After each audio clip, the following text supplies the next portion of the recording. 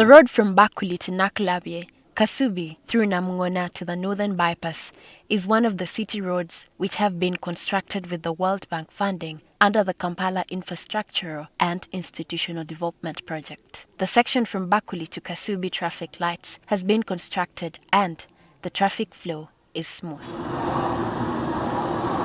However, the stretch after Kasubi traffic lights near the market through Namungoona before the Northern Bypass is heavily potholed, which frustrated road users. We boda riders are knocked along this stretch. Vehicles get mechanical problems because of potholes. When trucks are loaded with merchandise, we park them some distance away from here. We offload and put the goods on small trucks that can maneuver the potholes to the market. This is where you come across potholes of all kinds of design and size. Kampala Capital City Authority, which is in charge of the city's road maintenance, has for some time not even bothered to fill the potholes with soil.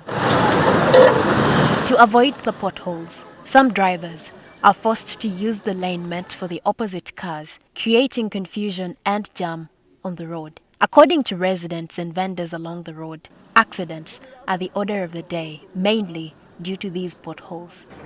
When you bring soil to fill the potholes, the authorities arrest you. One day, I brought soil on a truck to fill the potholes. The authorities asked me to pay money before pouring the soil. Is it possible to sue government when my vehicle breaks down here because of potholes? Road users wonder why this stretch is not tarmacked. Local leaders, including the area member of parliament, Abubakar Kwawalia, allege that the problem is caused by KCCA, which wants to expand the road without compensating landlords who would be affected. The affected people from the traffic lights of Kasubi up to Northern Bypass were supposed to be compensated. Our question is, where did that money go? Because there's a point where we all know that there was 40 billion that was meant to compensate people from Kasubi traffic lights up to Northern Bypass. But to our dismay, it is unfortunate that even up to now, KCCA has failed to implement the construction of that road. World Bank projects usually don't have a component of compensation, especially on such projects. And this is a project under the African Development Bank. So it's not true.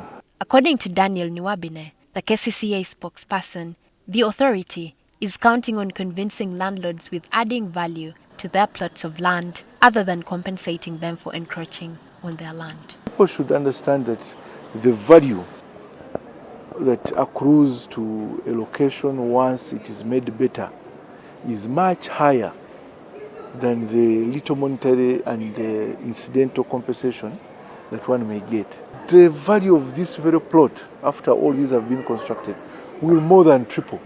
Area leaders suggest solutions to KCCA. Whenever we tell them to construct that road as is, they always tell us that you see that space is very small. We can't go with the little, because you need, if you're to do a project of this magnitude, you have to follow the design.